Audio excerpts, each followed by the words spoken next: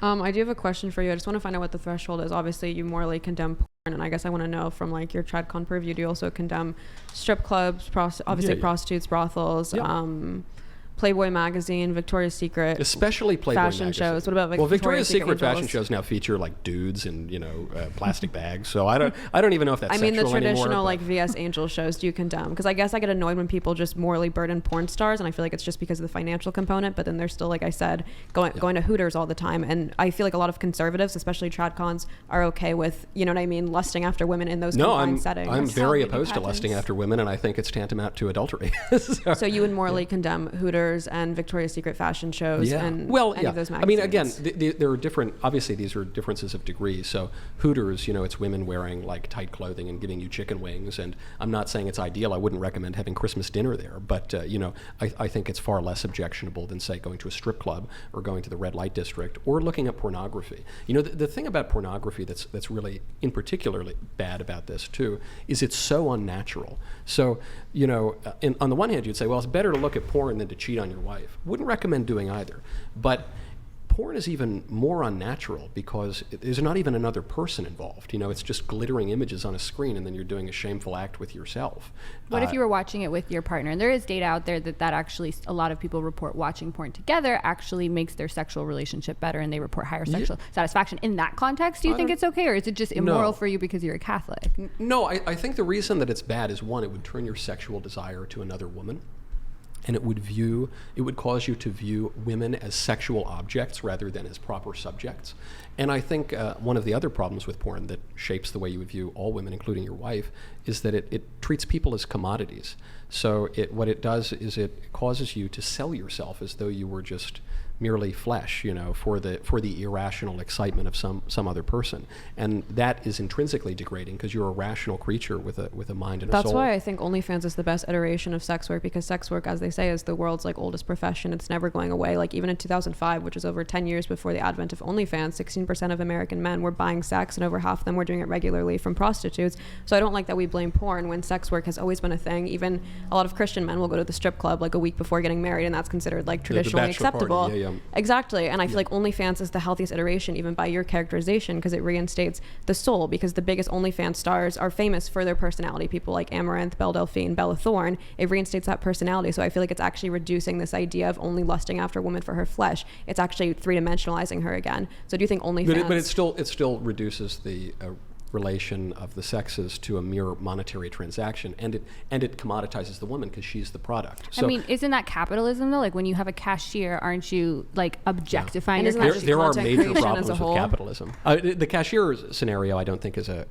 great analogy. Like if you're using, like when the mechanic is working on your car, you're not like super interested in his thoughts and feelings. You're using him as a means to. So what is so bad about sexual objectification when we objectify celebrities, athletes, all these? Because the mechanic is performing a rational and edifying action for me that benefits the two of us.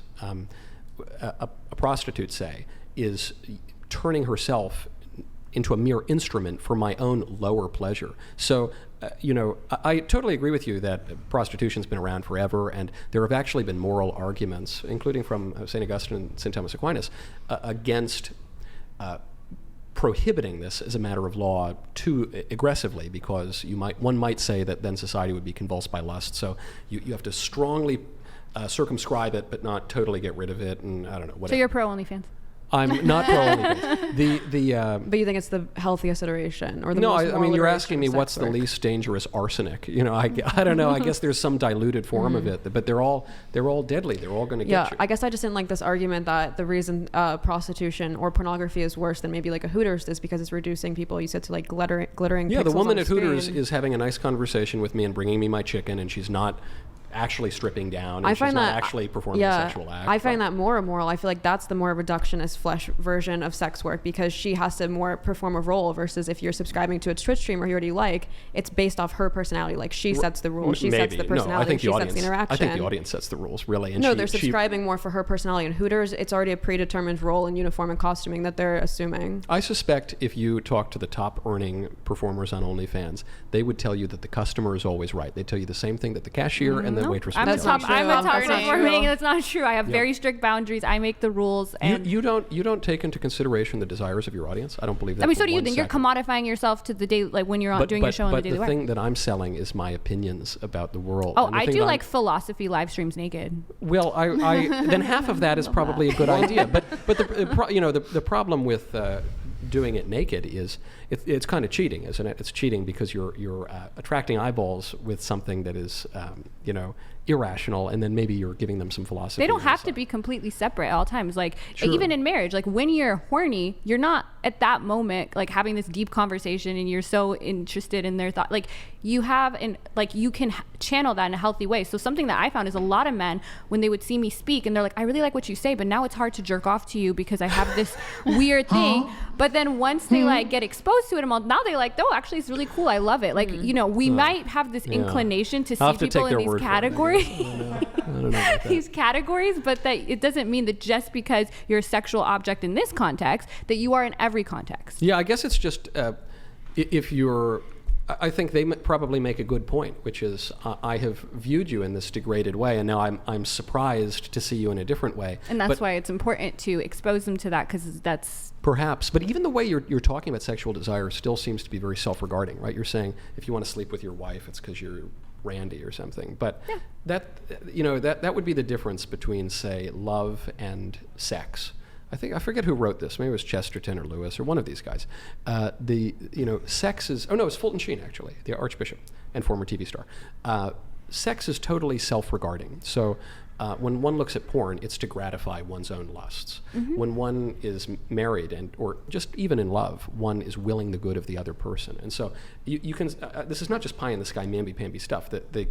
The result of self-regarding sex, solo or with other people, is sterility and the instrumentalization of other people for your own desires. The end result of love, which is giving to the other person, is to edify the spouse, but it literally becomes so real that another person is created as a result of it. Pixie, go ahead. This doesn't have to do with the porn usage, but I just want to circle back to something that's just been stuck on my mind. Earlier you were talking about basically these kind of biological imperatives that women and men have naturally fallen into, and then basically feminism is trying to destroy that. That's my understanding of your argument. But I don't think it's just biological, because I don't think we're just bodies and flesh. I think we're also souls and bodies together. Okay, because what I was going to say is that when people make these biological arguments of men having to be this one way and women having to be this other way, to me that doesn't necessarily follow, because we've literally had laws after law in place trying to prevent women from getting into the workforce, from having being able to open a bank account, from even being able to pursue certain legal matters. So when people make this biological argument of oh no, men are just more naturally inclined towards working roles, it would follow then that there would be no need for these laws. It would just be a biological imperative. There's no need for you to have a law where blood flows through you or where you have a heart. These are just things that are true. But when it comes to our roles in society, and I think this is what feminists push back on, it seems like instead of it being a real biological imperative, it is forced upon the social structure. Yeah, are you suggesting that women are as happy working in an office as a man is? They could be.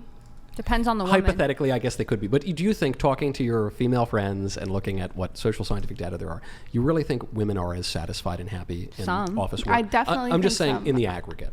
Yeah, I think... If you're really being honest with me right now, I think you would say probably women are less happy. Well, I don't think either of them are happy. I think but most which is people are happier not than the happy. other? Yeah, Which no. is happier than Well,